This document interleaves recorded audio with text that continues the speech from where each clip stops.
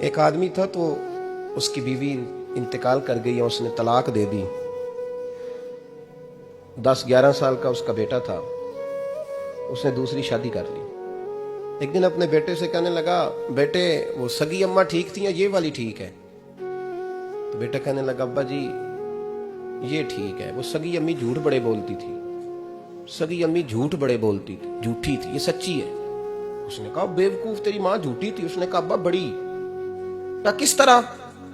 کہنے لگا, ابا جی میں نا کبھی, آپ کو پتا میں شرارتی ہوں, کبھی میں شرارت کرتا تھا نا, کوئی برتن توڑ دیتا تھا تو میری سگی اماں مجھے تھپڑ مار کے باہر نکالتی تھی.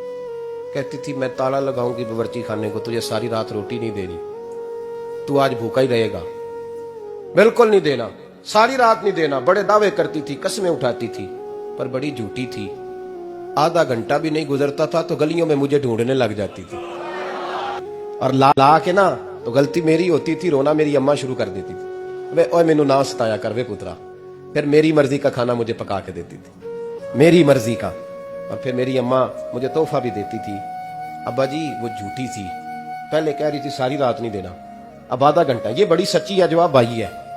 میں شرارت کرتا ہوں تو تھپڑ مار کے نکال دیتی ہے, کہتی ہے روٹی نہیں دینی. پھر میں ساری رات رو کے گزارتا ہوں پر نہیں دیتی. یہ سچی ہے, وہ جھوٹی تھی. تو ماں کے درد کو کیا سمجھے؟ بچے تو کہتے ہیں اماں نے ہمیں قید کر دیا, اماں کہتی ہے میری مرضی سے کھاؤ. اور تجھے نہیں پتا اس نے قید نہیں کیا, وہ تم سے پیار بڑا سچا کرتی ہے, اور بڑا سچا پیار کرتی ہے تیرے ساتھ, بڑا سچا. کہ میرے جیسے پیر کے ہاتھ میں 5000 روپیہ نذرانہ دو نا, پیر صاحب دعا کرنا, تو پیر صاحب نے دعا پکی یاد کی ہوئی ہے سب کے لیے, رٹی رٹائی, اللہ خیر کرے, اللہ بھلا کرے, اور سب کے لیے رٹا لگایا ہوا ہے. اور اماں کو بیٹا ویسے ہی کہہ جائے, ویسے ہی, اماں میں انٹرویو دینے جا رہا ہوں, ذرا دعا کرنا. وہ بیبیاں منگا کے دعائے تنجینہ پڑھانا شروع کر دیتی ہے, اور ساری رات مصلے پہ بیٹھی. اس درد کو سمجھنا. اور بھائی بڑا ویل ڈریس بیٹا ہوتا ہے, ویل ڈریس نوجوان, وہ 18,000 کا جوڑا پہنتا ہے, 7,000 کا جوتا خریدتا ہے, وہ قیمتی قسم کی گھڑی استعمال کرتا ہے. لیکن اسی بچے کے جب اپنے بچے ہوتے ہیں نا, تو بیوی کو کہتا ہے یہ لے 10,000 روپیہ, بچوں کے کپڑے خرید لے, میرے صحیح ہیں, ابھی کل ہی تو خریدے تھے. اور باپ, اور تو سمجھا ہی نہیں یار, 30 سال باپ نے جوانی ساری سعودی عرب کو دے دی, لیکن تیرا خیال رکھا. تو ماں باپ کے بارے میں, اور یہاں بچے حساب کرتے پھرتے ہیں, بھائی تو پچھلے مہینے بھی 5,000 دیتا سی, تسی پیسے ادا کر دے کی ہو. ماں باپ سے حساب کرتا ہے تو. ماں اور باپ یہ تو حسن ہے زندگی کا, یہ تو وقار ہے انسان کا.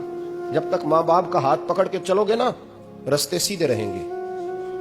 اور جس دن انگلی چھوڑ کے سڑک پہ نکلنا پڑا نا, سر چکرانے لگے گا. یاد رکھنا, یہ بڑا مشکل کام ہوتا ہے. لوگوں کا تو رخ ہی اس دن واضح ہوتا ہے جس دن آدمی سائے سے محروم ہوتا ہے, ماں اور باپ. تو پھر یہ بھی سن لیں, نبی پاک صلی اللہ تعالی علیہ وآلہ وسلم نے ماں باپ کے لیے فرمایا, ہما جنتک و نارک, یہی تیری جنت ہے اور یہی تیرے لیے جہنم ہے. اگر یہ راضی ہو گئے تو تیرے لیے جنت ہے, ناراض ہو گئے تو چاہے تو 100 پیر کے مزار پہ حاضری دے آ, لیکن جب تک ابا راضی نہیں اتنی دیر تک اللہ راضی. یہ حدیث پاک ہے, حضور نے فرمایا جس کے والد راضی اس کا اللہ راضی, اور جس کا باپ ناراض اس کا اللہ. ہاں بے شک, اب یہ حدیث ہے نا, تو سارے ولی ایک طرف بیٹھ جائیں, کہیں یا اللہ بخش دے مرید کو, لیکن اگر ابا کہے یا اللہ نہ معاف کرنا, تو اللہ ان اولیاء کی نہیں مانتا, والد کی مانتا ہے. اس لیے بلے شاہ آسمانی اڈدیاں پڑھنا ہے, جیڑا گھر بیٹھا انہوں پڑھیا ہی نہیں.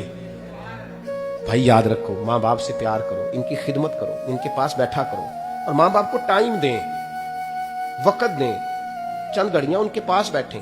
آپ یقین کریں ابا جی سے آپ مشورہ کر لیں, صرف مشورہ, مرضی بے شک اپنی کریں, لیکن اس مشورے میں آپ کو اتنا سایہ ملے گا کہ زندگی میں کبھی ناکامی نہیں ہوگی. تو پھٹے پہ جو نلائق ہماری طرح کا بیٹھا ہے اس سے مشورہ لینا ہے, والد سے نہیں لینا.